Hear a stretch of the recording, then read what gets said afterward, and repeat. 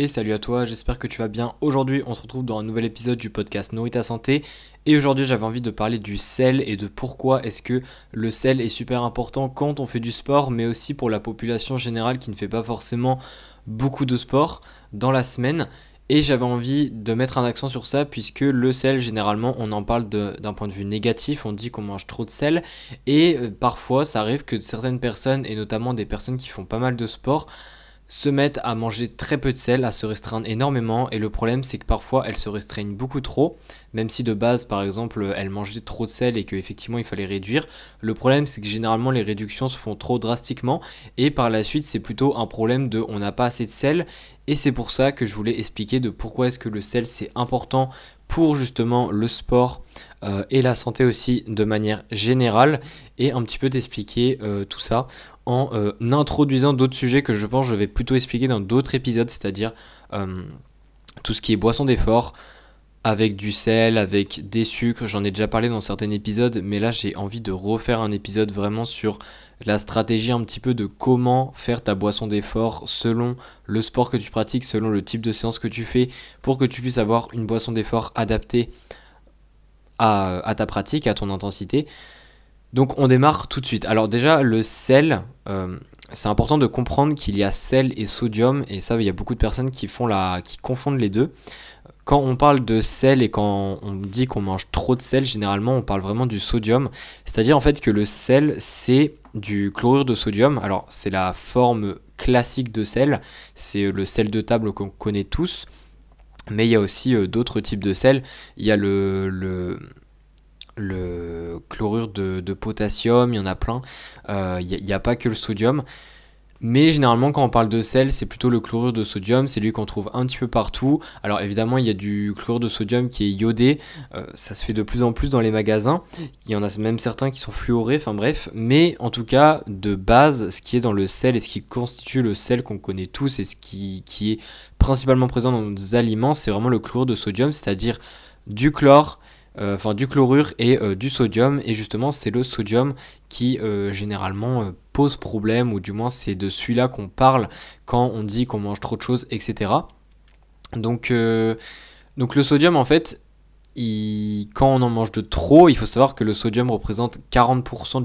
du chlorure de sodium, pardon. C'est-à-dire que si tu manges 1 gramme de sel, donc de chlorure de sodium, tu consommes environ 400 mg de sodium. Et au bout d'un moment, consommer trop de sodium, quand on va au-dessus des 2500 mg de sodium par jour environ, ce qui peut ramener à peu près à 6 grammes de sel par jour, donc quand on arrive au-dessus de 6 grammes de sel par jour, c'est généralement ici où on est quand même sur une consommation qui est trop élevée de sel, et c'est là où ça peut être problématique. Le fait que on dit que c'est problématique, c'est bien, mais le problème c'est qu'on oublie que certaines populations ne sont pas concernées, ou du moins certaines populations ont besoin de plus de sel que d'autres, et notamment pour justement le sport de haut niveau, où les besoins en sel sont beaucoup plus élevés, puisqu'il y a tout ce qui est transpiration, il y a tout ce qui est effort sportif, il y a faire un effort sous par exemple une forte chaleur, faire un effort qui est long, faire un effort qui est intense, et tout ça, ça amène en fait de la transpiration, et c'est surtout la transpiration en fait qui va faire que les besoins en sodium vont augmenter. Alors évidemment il y a d'autres choses qui peuvent aussi faire augmenter les besoins en sodium, notamment au niveau de l'excrétion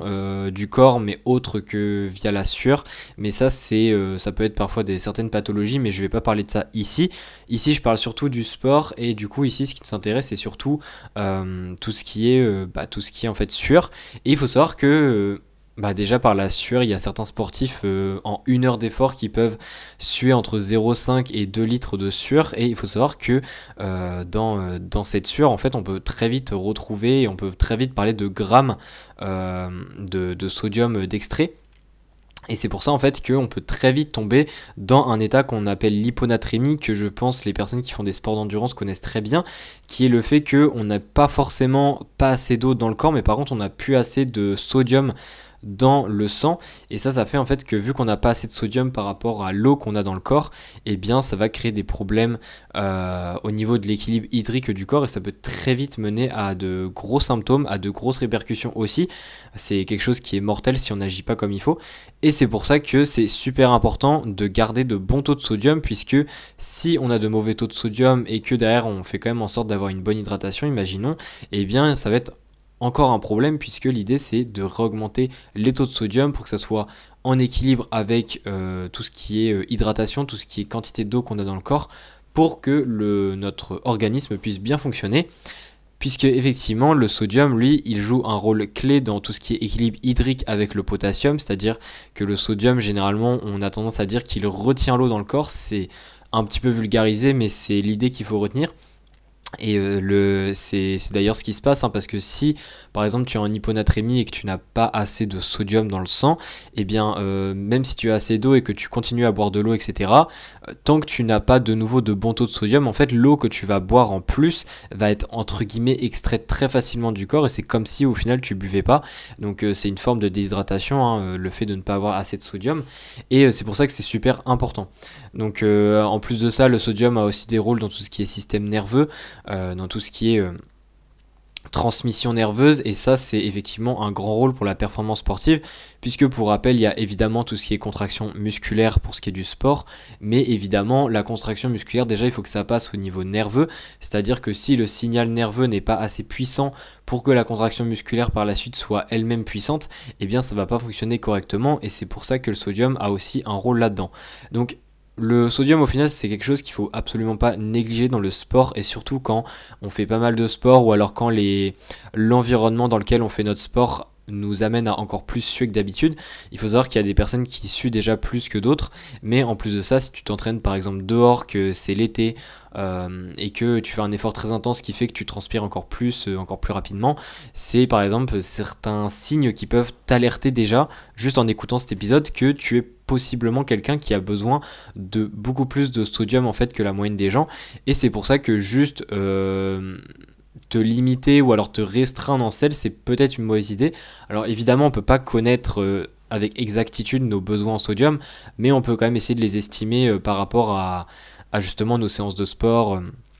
etc. Et c'est pour ça, encore une fois, et c'est vraiment l'idée de cet épisode, c'est de te dire que ces fameux 6 grammes de sel par jour, ces fameux 2500 mg que beaucoup de personnes disent, 2500 mg de sodium par jour, ne sont probablement pas adapté pour beaucoup de sportifs selon le sport pratiqué, et ça c'est super important, puisque si on veut éviter l'hyponatrémie, il faut évidemment consommer suffisamment de sel dans l'alimentation, et c'est pas en se restreignant, c'est pas en enlevant toutes les sources de sel que on va régler le problème, et justement ça peut très vite poser problème, puisque l'hyponatrémie est à la fois dangereuse et évidemment ça va aussi poser un gros problème au niveau de tes performances sportives. Donc c'est vraiment un petit peu le message que je voulais faire dans cet épisode. Je compte faire des épisodes sur tout ce qui est boisson d'effort, donc ici je vais pas parler de comment faire sa boisson d'effort, combien de sel mettre dedans. Je pense que ça en vaut un épisode. Après généralement au niveau du sel dans les boissons d'effort, c'est pas des énormes quantités non plus, ça se parle surtout en quelques grammes vraiment. Ça dépend encore une fois de l'effort qui t'attend, de la durée, de l'intensité, de l'environnement dans lequel tu le fais, etc. Mais ça, encore une fois, j'en parlerai dans notre épisode. En attendant, si tu veux aller plus loin au niveau de comment faire tes repas autour de tes séances de sport pour que tu puisses améliorer tes performances sportives, je t'invite à cliquer sur le lien dans la description pour télécharger gratuitement un PDF qui va t'expliquer tout ça, donc c'est-à-dire le pré-workout, le post-workout, comment les structurer pour optimiser tes performances. Et sinon on se dit à la prochaine pour un nouvel épisode. Allez, ciao.